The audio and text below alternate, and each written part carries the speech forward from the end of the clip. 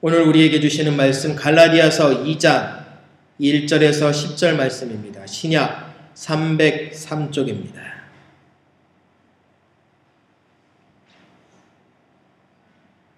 교독하겠습니다. 14년 후에 내가 바나바와 함께 디도를 데리고 다시 예루살렘에 올라갔노니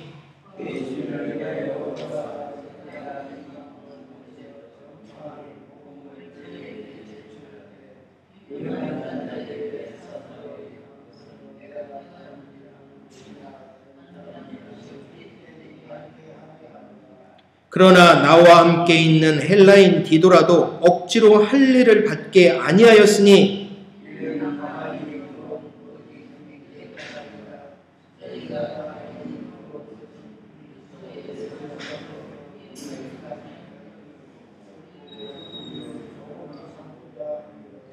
우리가 일시라도 복종치 아니하였으니 이는 복음의 진리로 너희 가운데 항상 있게 하려 함이라.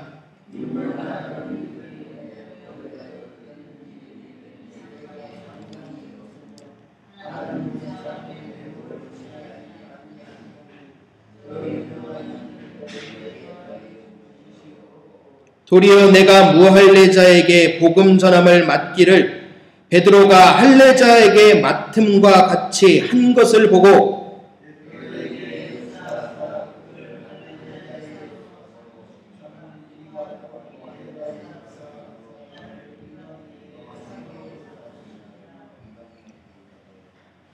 또 내게 주신 은혜를 알므로 기둥같이 여기는 야고보와 게바와 요한도 나와 바나바에게 교제에 악수를 하였으니 이는 우리에게 이방인에게로 저희는 할례자에게로 가게 하려 함이라.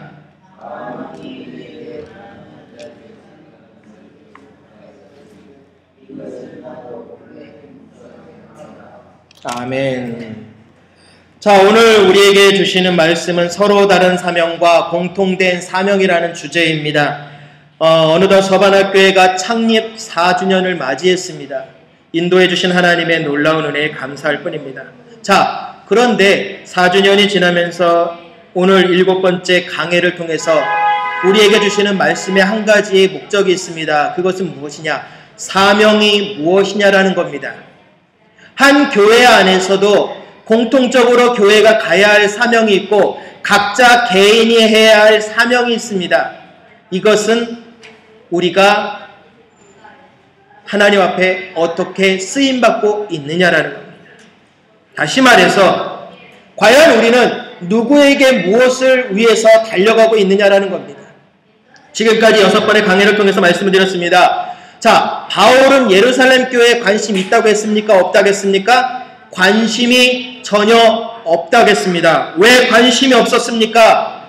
그는 높아지고 낮아지고 사람들에게 인기 있고 인기 없고가 중요한 게 아니었다고 말씀드렸습니다. 바울에게 가장 관심은 무엇이었습니까? 십자가였습니다.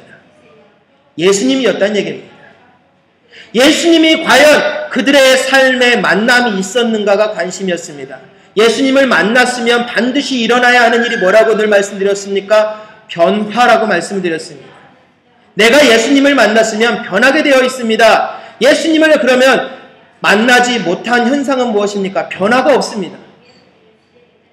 지식적인 만남을 이루었기 때문에 변화가 일어나질 않습니다. 성령의 역사는 깨달음이 아닙니다. 성령의 역사는 변화입니다. 행동이라는 얘기입니다. 우리가 보통 하나님의 은혜를 말씀 읽는 가운데 깨닫습니다. 야, 정말 놀라운 은혜다. 그럼 끄덕이면서 이야기를 합니다. 뭐라고 이야기합니까? 성령님이 나에게 말씀해 주셨습니다. 여기까지는 좋습니다. 그러나 문제는 바울이 이야기하는 부분은 그 부분입니다. 그 깨달음에 대해서 행동으로 액션을 취했느냐는 얘기입니다. 자, 영화 배우가 대본을 외우고 있습니다. 그러나 영화 감독이 레디 액션 해야지만이 그 대본을 실제로 옮겨내는 겁니다. 다시 말해서 성령님의 은혜로 깨달음을 얻었으나 가장 중요한 것, 액션이 없다면 우리는 예수님을 온전히 만난 것이 아닙니다. 그 배우가 아무리 유명한 배우면 뭐합니까? 그 배우가 그 대본을 소화시켜서 우리에게 보여주어야 되잖아요. 그런데 놀랍게도 저와 여러분들은 배우란 말입니다. 무슨 배우요?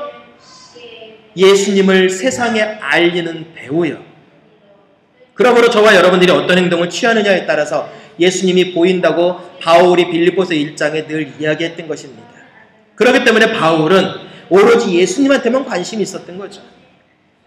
그리고 또 한 가지 바울은요, 어떠한 자리가 문제가 아니라, 인기가 문제가 아니라 바울의 관심사는요, 성도들의 신앙이 얼마만큼 제대로 자라고 있는가, 그리고 교회의 화목에 관심이 많았다는 얘기입니다. 왜요? 예수님은 막힌 담을 풀어내시는 하나님이시거든요. 그런데 바울은 그 모든 것들을 보기 원했다는 얘기입니다. 그런데 예루살렘에 바울이 지금 다시 올라갑니다. 14년 만에 다시 올라가는 이유가 무엇이었습니까? 자신의 영광 때문입니까? 예루살렘을 떠나서 바나바와 함께 올라갔다가 내려와서 안디옥을 거쳐서 14년이라는 세월을 밖을 떠돌면서 복음을 전하다가 왔는데 예루살렘에 올라가는 이유가 무엇입니까?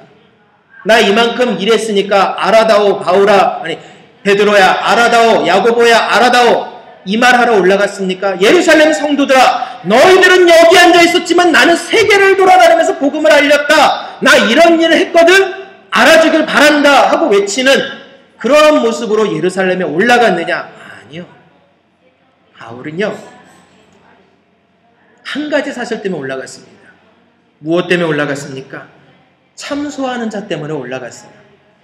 이 참소하는 자들이 외쳤던 것이 무엇입니까? 그리스도가 없거든요. 바울이 열을 냈던 이유는 딱 한 가지예요. 그들에게 예수 그리스도가 없으면 바울은 열을 냈습니다. 왜요? 그게 복음이니까요.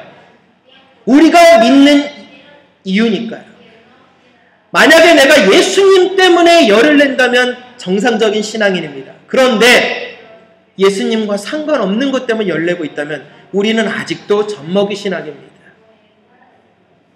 내가 과연 예수님의 복음이 증거되고 있는가, 올바로 전파되고 있는가, 올바로 전파되고 있지 않은가에 대한 그것으로 인해서 열을 내고 있다면 우리는 어느덧 하나님 앞에 장성한 분량에 이르는 것이지만, 눈에 보이는 본질이 아닌 비본질인 현상만을 가지고 이야기하고 있다면 우리는 아직 멀었습니다. 바울이 그걸 가르치러 올라간 것입니다. 왜 정작 중요한 본질인 예수님을 빼놓고 할례가 중요하다, 무할례가 중요하다, 세례를 주는 것이 중요하다, 세례를 안 받는 것이 중요하다. 다시 말해서 바울이 전한 복음이 옳지 않다, 율법대로 돌아가라는 거예요.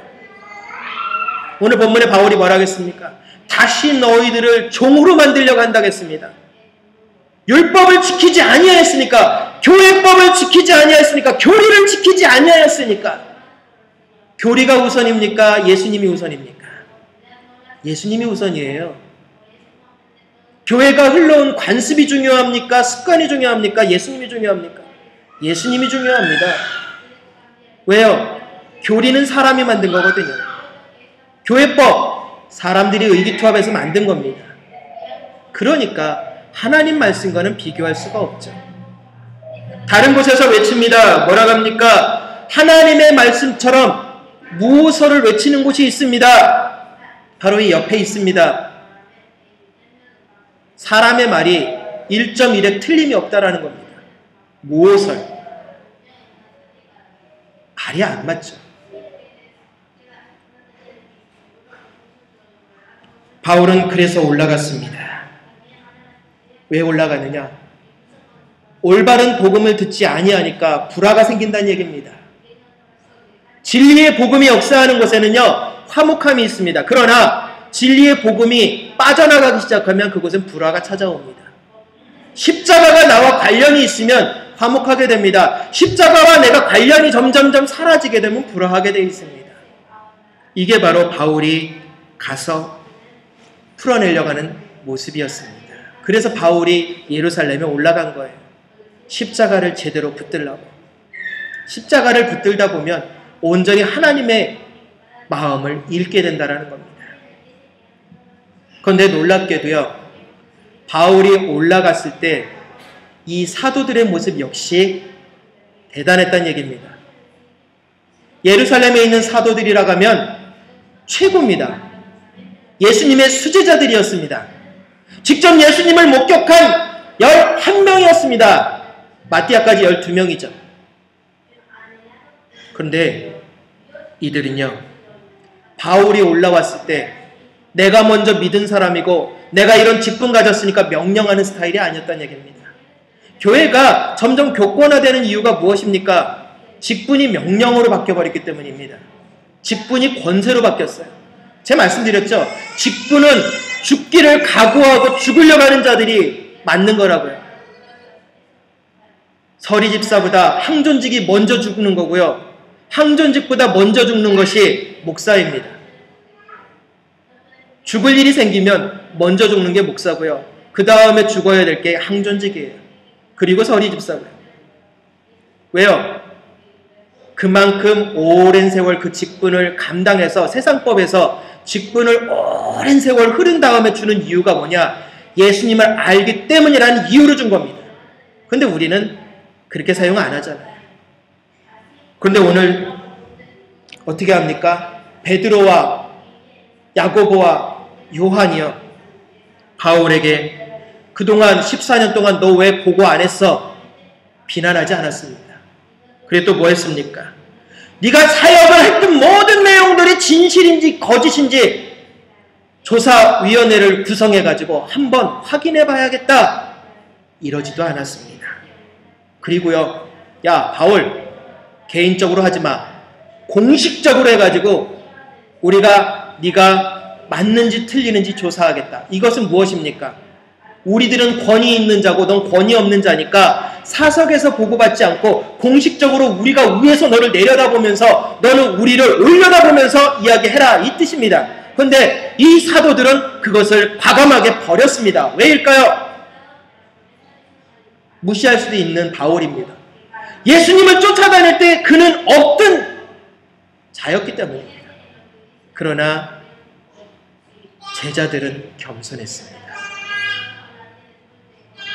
먼저 10마디 말하기 전에 한마디의 행동으로 옮겼다는 얘기입니다. 그들은 겸손히 복음을 우선시했습니다. 바울이 이방인에게 전한 복음의 소식을 그들은 들었습니다. 그 복음의 소식을 들었기에 그들에게 이방인의 어떠한 모습을 따지는 것이 중요한 것이 아니라 바울이 이방인들에게 무엇을 전했느냐가 중요했던 겁니다. 우리는 어떻습니까? 복음이 중요하십니까? 아니면 복음을 전하기 위한 갖가지 방법이 중요하십니까? 방법이 중요하다면 우리는 여전히 복음과는 너무 멀리 있는 겁니다. 방법론이 중요한 게 아니에요. 내 가슴 속에 복음이 살아있느냐가 중요한 겁니다. 그래서 4주년 동안 예수 그리스도 외에는 아무것도 선포하지 아니하였던 이유가 거기 있던 것입니다. 4년 동안 줄기차게 말씀드렸던 이유가 한 가지입니다. 예수님을 닮아야 된다고요. 이게 제 사명이에요. 저와 여러분들의 다른 사명은 바로 그겁니다. 전 예수님을 전해야 되고 여러분들은 예수님을 삶 속에 실천해서 다른 사람들에게 보여야 하는 게 여러분들의 사명입니다. 다르죠. 그러나 공통된 사명은 무엇입니까? 하나님의 일을 하고 있다는 얘기입니다. 하나님의 무슨 일입니까? 십자가를 제대로 보이라는 겁니다. 그게 저와 여러분들의 일입니다. 자,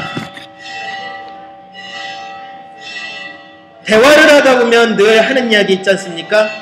과연 하나님의 역사를 이야기를 하느냐, 사람들의 일상적인 이야기를 하느냐라고 제가 여쭌 적이 있어요. 그러면서 30분 안에 그 사람의 모습을 들여다보면 신앙이 있는지 없는지 안다고 했습니다. 그냥 일상적인 교회 일 이야기하는 것이 아니라 정말 그 입에서 예수님의 놀라운 역사를 언급을 하고 있느냐는 얘기예요.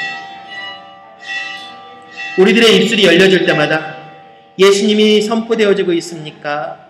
아니면 우리들의 입술이 열려질 때마다 일상적인 이야기가 선포되고 있습니까? 지금 사도들이요, 바울을 존중하면서 아무것도 따지지 아니했던 이유는 딱 한 가지입니다. 예수 그리스도가 중심이었기 때문입니다. 우린 도대체 입을 열 때마다 예수님에 대해서 무엇을 이야기하고 있는가를 되돌아봐야 합니다. 세상적인 것 이야기해야 되지 않습니까, 목사님? 맞습니다. 세상적인 것 이야기해야 합니다. 그러나 그 세상적인 이야기를 할 때 그 중심에 서 계신 분이 누구냐가 중요합니다. 만일 사도들이요, 교권에 관심 있고 자기들의 명예와 지위에 관심이 있었다면 바울을 어떻게 했겠습니까? 자기 수하에 들려고 했을 겁니다. 내 편으로 만들려고 했을 거란 얘기입니다. 고린도전서에 나오는 것처럼 파당을 만들려고 했을 겁니다. 왜입니까? 이방인에게 복음을 전하는 바울이기 때문에 이방 교회들은 바울의 말에 순종을 하거든요. 그러면 바울을 내 밑으로 넣어놓으면 이방 교회는 누구 것이 됩니까? 내 것이 됩니다. 누구를 내 밑에 두는 이유가 무엇이냐는 얘기예요. 그런데 신앙 안에서는 내 밑에 두어서는 안 된다겠습니다. 성 프란시스의 발에 입을 맞춘 교황이 있습니다. 성 프란시스, 맨발의 성자라고 잘 알려져 있죠? 가난한 사람들을 위해서 자기의 그 어마어마한 재산들을 다 나누어 줬습니다. 그러면서 복음만, 예수님만을 전했습니다. 그래서 우리에게 전해지는 얘기가 있습니다. 이 땅에 예수 그리스도처럼 산 사람을 두 사람을 언급하라 그러면 첫 번째는 성경 속에 있는 바울이요, 두 번째는 성 프란시스다라고 이야기를 합니다. 오죽하면 성 프란시스가 설교할 때 사자가 그 앞에서 쭈그리고 앉아서 설교를 듣는다고 얘기를 했고 날아가던 새들도 와가지고 성 프란시스의 설교를 들었다겠습니다. 왜 그랬을까요? 그만큼 성 프란시스의 마음속에 십자가 외에는 없었거든요. 저와 여러분들의 마음속에 그 십자가가 있다면 세상을 움직이는 힘이 있는 것입니다. 아무리 다른 거 가지고 해봤자, 어제 우리 아이들하고 성경 공부하면서 말을 나누었지만 다른 인간적인 방법으로 채워봐야 결국은 한계에 부딪힌다고 했습니다. 채울 수 있는 건 기도 외에는 없다고 말씀을 드렸어요. 그런데 그 교황이요, 성 프란시스에게 찾아가서 그 발에 입맞춘 이유는 뭐라고요? 자신의 교권을 지키고 성 프란시스를 자신의 편이라고 떠벌리기 위해서요. 그렇다고 그 교황이 성 프란시스 앞에 가서 이 발에 입맞추고 나서 회개했느냐고요? 아니요. 이전 사리사요 그대로 가졌습니다. 그런데 놀라운 게 뭔지 아십니까? 지금도 교황 앞에 가게 되면 교황의 발에 입맞춤하는 관습이 생겨버렸어요. 그것에 대해서는 더 이상 언급 안 하겠습니다. 아무튼 누구를 믿고 있느냐는 얘기입니다. 누구를 따르고 있느냐는 얘기입니다. 마리아처럼 향유를 붓고 머리털로 씻어내고 그 발에 입맞춤하여서 예수님의 제사를, 죽음을, 장사를 예비한 것입니까? 아니면 무엇을 위해서 우리는 예수님을 믿고 있느냐는 얘기입니다. 제자들 그러지 않았기 때문에 가능했던 것입니다. 하나님의 영광을 위해서 살았던 사람이었기 때문에 사도 바울이 14년 만에 예루살렘을 방문했을 때도 그들은 다투지 않았습니다. 목표와 사명이 같았기 때문입니다. 마가복음 9장 50절에 이렇게 말씀했습니다. 소금은 좋은 것이로되 만일 소금이 그 맛을 잃으면 무엇으로 이를 짜게 하리요? 너희 속에 소금을 두고 서로 화목하라 하시니라. 우리 속에 소금을 두고 화목하라겠습니다. 말이 됩니까? 소금을 우리 안에 뒀는데 어떻게 화목합니까? 소금의 기능이 무엇입니까? 정직입니다. 진실입니다. 예수님을 이 마음에 품고 있느냐는 이야기입니다. 예수님이 있으면 맛을 상하게 하지 않습니다. 부패시키지 않습니다. 우리들의 언어가 변하지 않습니다. 우리들의 영성이 흔들리지 않습니다. 상황과 환경에 따라서 좋았다, 싫었다, 됐다, 안 됐다, 기분이 업됐다가 다운됐다. 예수님이 없기 때문입니다. 예수님이 계시면 그런 상황들 문제가 안 되어지거든요. 그래서 소금을 두고 화목하라는 이유는 그겁니다. 예수 그리스도가 이 가슴 속에 있으면 화목하다고요. 예수님이 없으면 불화할 수밖에 없습니다. 그래서 교회 분쟁이 생기는 이유를 나눠보면 두 가지입니다. 첫 번째 무엇입니까? 교리가 달라서요. 고린도전서 11장 19절에 이런 말이 있습니다. 너희 중에 파당이 있어야 너희 중에 옳다 인정함을 받는 자들이 나타나게 되리라. 참 다른 말이죠. 고린도전서 1장에 뭐라 했습니까? 파당을 나누지 말라겠습니다. 그런데 바울은요, 고린도전서 11장에 가서 파당을 잇는 것이 좋다겠습니다. 왜입니까? 그 중에 누군가는 예수님한테 제대로 가고 있다는 겁니다. 제대로 우리 가고 있는지 점검해 봐야 하는 거죠. 두 번째는 교권 때문에 분쟁이 생깁니다. 교회의 역사를 보게 되면요, 대학 때 졸업 논문을 배교의 역사를 신사참배에 대한 것을 썼습니다.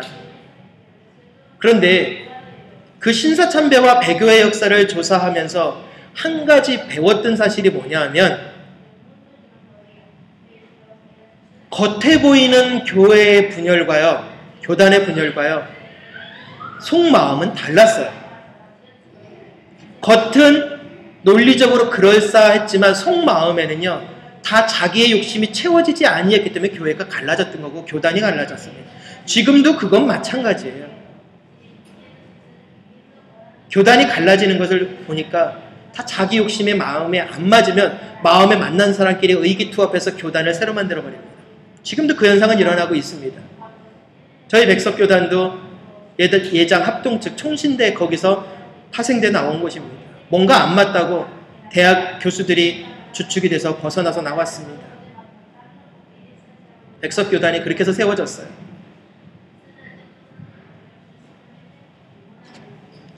아무튼 중요한 것은 뭐냐고요?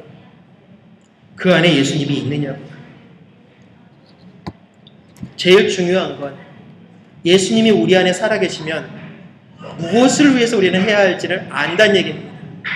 생각이 중요한 게 아닙니다. 생각만 해가지고는 결코 하나님 나라에 이를 수가 없습니다. 왜입니까? 생각만 하고 있으면 결국 그 강을 건널 수 없다고요. 수요일날 말씀을 드렸습니다. 부자와 거지 나사로의 이야기를 하면서 말씀을 드렸습니다. 부자, 거지 나사로를 알았습니까? 몰랐습니까? 알았습니다. 나사로의 이름을 알았습니다. 그리고 나사로를 멸시 천대했습니까? 아니요. 자신의 집에서 나오는 부스러기를 먹도록 허용을 했습니다. 그러니까 잔칫날 그 문 앞에 와서 또 음식을 먹잖아요. 그렇게 선을 베풀었던 부자가 왜 지옥에 갔을까요? 그의 대답을 통해서 우리는 알 수 있습니다. 아브라함의 품에 안겨있는 나사로에게 이야기하지 않습니까? 가서 변하라고 이야기해달라고.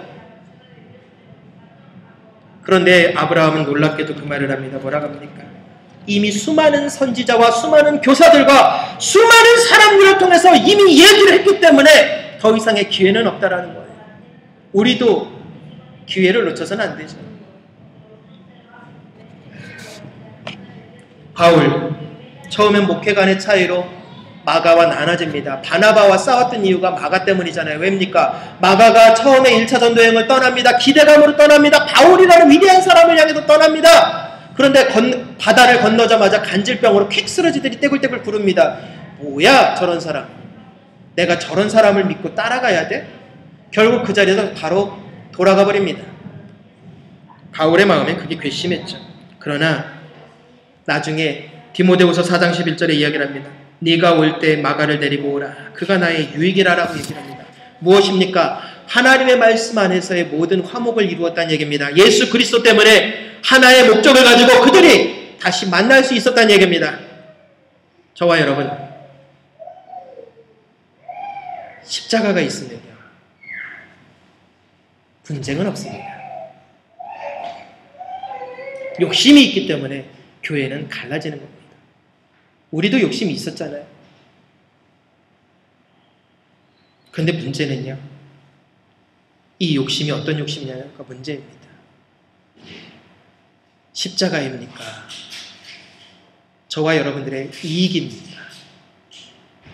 내가 무엇을 했기 때문에 얻어내는 이익 때문에 갈등하셨습니까? 그럼 우리는 잘못한 겁니다. 예수님을 제대로 믿고 제대로 한번 변화되어서 한번 살아보겠다? 그럼 우리는 잘 선택한 겁니다. 4주년이 지난 지금 우리는 예수님 앞에 얼마만큼을 드렸습니까? 예수님이 채워주는 것에만 관심이 있으셨습니까? 아니면 예수님을 위해서 우리가 4년 동안 얼마만큼 변했습니까? 흘러온 20년보다 지금 4년을 어떻게 보냈느냐, 우리에겐 그게 참 중요하거든요. 저와 여러분들의 선택이 예수 그리스도의 십자가를 붙들기 위해서 4년의 새로운 도전을 했다면 우리는 변화의 열매를 하나님께 드려야 합니다. 변화가 없습니다. 그러면 우리는 뭔가를 잘못한 겁니다. 저와 여러분은 잘못 온 거예요. 십자가 무슨 일이냐는 얘기입니다. 그러므로 교회가 해야 할 일은 이것을 철저히 지키는 겁니다. 무엇입니까? 정직함과 바름, 경건한 분위기. 경건한 분위기는 기도해야 생겨요. 기도하지 않으면 분위기는 생길 수 없습니다. 조영기 목사님이 그런 얘기를 하셨어요. 내가 이 외국에 와서 이 복음을 증거하는데 이 역사가 가능한 이유는 제 능력이 아닙니다. 저를 위해서 지금도 기도하며 24시간 그 기도 골방에 불이 꺼지지 않기 때문입니다. 예, 여의도 순복음교회는 24시간 기도의 방에 기도불이 꺼지지 않습니다. 24시간 릴레이로 지금도 기도하고 있는데 수많은 교회의 모습이 그렇게 이루어지고 있습니다. 교회의 기도불을 꺼뜨리지 않기 위해서 기도 골방에서 지금도 불길은 타오르고 있습니다. 성령님의 역사를 기대하십니까? 그렇다면 기도의 불을 태우십시오. 성령님의 역사는요, 기도하지 않는 곳에는 나타나지 않습니다. 어제 우리 아이들과 기도에 대해서 나눴습니다. 30분, 1시간 아이들과 대화를 나누는 가운데 그 얘기를 했습니다. 목사님, 하나님 다 알지 않습니까? 그래, 다 알지. 다 알기 때문에 10분 이상을 못했습니다. 그래. 제가 설명해 줬어요. 하나님이 네가 옷이 필요한 것을 아니 모르니 압니다. 맞잖아요. 우리가 새로운 옷이 필요한 거 알잖아요. 그렇죠?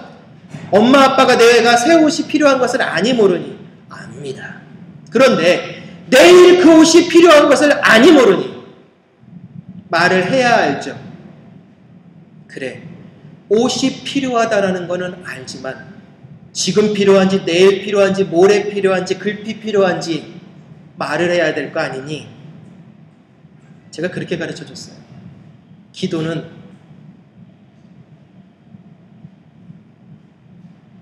반응이에요. 기도는요, 감동입니다. 기도는요, 관심입니다. 그렇게 하나님 앞에 올바른 관심을 가지고 부르짖을 때 하나님은 우리를 이끄신다는 얘기예요. 그럴 때 교회는 올바로 갈 수 있습니다. 바울이 올바른 길로 갈 수 있었던 이유요, 하나님만 찾았기 때문입니다. 이 일을 함에 있어서 하나님의 뜻일까 우리들의 뜻일까를 먼저 분석을 해야 돼요. 그런데 바울은 하나님을 좋게 하는 뜻을 먼저 했다는 얘기입니다. 그래서 지난번에 말씀드렸지 않습니까? 사람을 좋게 하랴, 하나님을 좋게 하랴. 나는 하나님을 기쁘시게 하고 있습니까? 다른 사람을 기쁘게 하고 있습니까? 다른 사람을 기쁘게 했다면 나는 우상숭배하고 있는 것입니다. 우상숭배, 꼭 뭘 만들어야 우상숭배가 아니에요. 내 마음을 누구에게 줘버렸다는 얘기입니다. 내 마음의 퍼센테이지를 누구를 많이 하고 있습니까? 아이들이 어제 시간을 조사해 보니까 24시간 꽉 차더라고요. 바쁘게 보내는 시간, 학교 다녀오는 시간, 공부하는 시간, 텔레비전, 컴퓨터 하는 모든 시간 딱 했더니요, 정확하게 24시간 세로가 되더라고요. 분으로 환산했더니 1440분이에요, 하루가. 자, 아니죠. 14,400분이래요. 그 중에 하나님 앞에 이렇게 저렇게 기도하는 시간 뽑아냈더니요, 30분이 안 넘더라고요. 여러분은 어떠세요? 하루 24시간 14,400 그 분 중에 하나님과의 교통의 시간은 몇 분 할애하고 계십니까? 우리가 살아가는 이유, 목사님 말씀대로 걸어다니는 것도 기도고요, 열심히 일하는 것도 기도입니다. 그러나 열심히 일할 때 이 마음속에 정말 진심으로 그 일을 기뻐하면서 감당하고 있냐고요. 걸어갈 때 기뻐하면서 걸어가고 있느냐고요. 하나님이 나를 걸어가게 하신 것을 기뻐하느냐고요. 내게 일할 수 있는 이 자리를 준 것을 감사해 받느냐는 얘기예요. 감사하지 않았다면요, 그건 기도 아니죠. 바울은 그 이야기를 한 겁니다. 그렇기 때문에 바울이 높아질 수밖에 없었어요. 왜요? 하나님 중심으로 사니까 하나님은 은혜로 살았거든요. 어제 우리 아이들에게 그 이야기를 했습니다. 목사님 정말 그런 일이 있어요? 라고 묻더라고요. 정말 있다고 얘기를 했어요. 까마귀와 천사가 정말 그렇게 채워줍니까? 채워준다고 얘기를 했어요. 못 믿겠대요. 당연히 못 믿죠. 정말로 까마귀와 천사가 나를 모르는 사람이 어떻게 나의 생활을 채워줄 수 있을까요? 그런데요, 하나님의 일을 하면 채워지는데, 제가 마지막 말을 더 했습니다. 목사님과 사모님 일이 흔한, 특별한 것이 아니라 대한민국에서는 가장 흔한 일이더라고요. 기도하는 사람들에겐, 하나님 앞에 미쳐있는 사람들에겐 그렇게 은혜를 주신다라고요.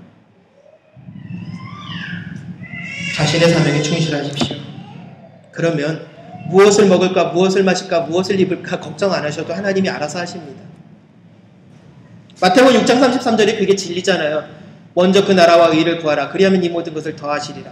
나는 무엇을 구하고 있습니까? 하나님 나라와 영광을 위해서 구하고 있습니까? 십자가를 위해서 정말로 제대로 가고 있습니까? 아니면 내 필요를 먼저 간구하는 것이 우선입니까? 제대로 줄을 서야 합니다. 그래야 부탁이 없다는 거예요. 그런데 사도들이 부탁을 합니다. 바울아, 너와 나는 다른 사명이지만 한 가지 공통된 걸 좀 부탁하자. 무엇이냐? 가난한 사람들을 위해서는 관심을 가져주겠느냐? 예, 관심을 갖겠습니다. 당시에 이 말의 의미는 뭐냐 하면, 예루살렘에 극심한 흉년이 들었기 때문에 이방의 디아스포라로 흩어진 유대인들보다 더 가난했어요. 그래서 바울이 한 일이 무엇입니까? 연보라는 것을 만들었습니다. 연보를 미리 축적해 두어라. 그것을 가지고 내가 더 구제하리라. 그래서 결국은 그것을 전하잖아요. 사명이요. 어떤 게 다른 것일까요? 달란트가 다르죠. 말씀을 전하고 말씀을 실천하고 섬기고 봉사하는 재능이 다르죠. 그리고 또 한 가지 뭡니까? 직분이 다르잖아요. 먼저 죽을 각오하는 직분이 다르잖아요. 항존직은 죽겠다는 뜻입니다. 교회를 위해서. 그렇기 때문에 항존직 서약하는 게 얼마나 무서운 일인지 아십니까? 제가 6개월 동안 성경 공부를 말씀드렸어요. 항존직은요, 교회를 위해서 죽겠다고 하는 거였습니다.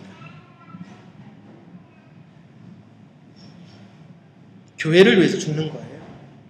그게 항존직이에요. 항존직은 그래서 목사, 장로, 권사, 안수집사입니다. 교회를 위해서 죽겠다고 하는 자들. 그런 은사를 받으셔야죠. 죽을 순교의 은사를 받으셔야 합니다. 그게 직분입니다. 예수님을 위해서요. 그러나 공통된 사명은 무엇입니까? 복음을 전하는 거예요. 이방인에게 전하든지 유대인에게 전하든지 역할은 다르지만 복음이라는 한 가지 사실. 때를 얻든지 못 얻든지 말씀을 전파하라 라고 예수님은 얘기하셨습니다. 우리가 복음을 증거하지 못하고 있다면 우리가 문제예요. 왜요? 전할 사람이 없어서요? 아니요. 전할 사람이 없어서 못 전하는 것이 아니라 내 안에 예수님이 살아있지 않기 때문에 전할 수가 없는 겁니다. 왜요? 예수님이 살아있다면 예레미야처럼 가슴이 뜨거워서 견딜 수가 없거든요. 죽어가고 있는데, 저 영혼이 지옥에 가게 되는데 어찌 나만 천국 간다라는 그것에 안도의 한숨을 쉬겠느냐고요.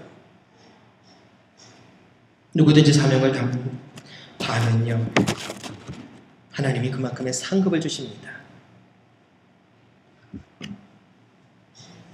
각자에게 맡겨진 일에 최선을 다할 때 그 상급을 주신다는 얘기입니다. 그런데 중요한 것은요, 그 일을 할 때 예전에 한번 하나님의 일과 교회의 일과 사람의 일을 구분해 드린 적 있죠. 그러면서 설명드린 예화가 있었죠. 성경 속에 마리아와 마르다의 이야기를 했습니다. 마르다가 실수한 것은 뭐라고요? 말씀을 안 듣고 봉사한 것이 아닙니다. 예수님, 마리아도 여기 와서 이것 좀 하게 하소서, 내가 바쁜 게 안 보이십니까? 하고 불평했거든요. 내가 봉사하는 일이면 그냥 조용히 내가 봉사하면 돼요.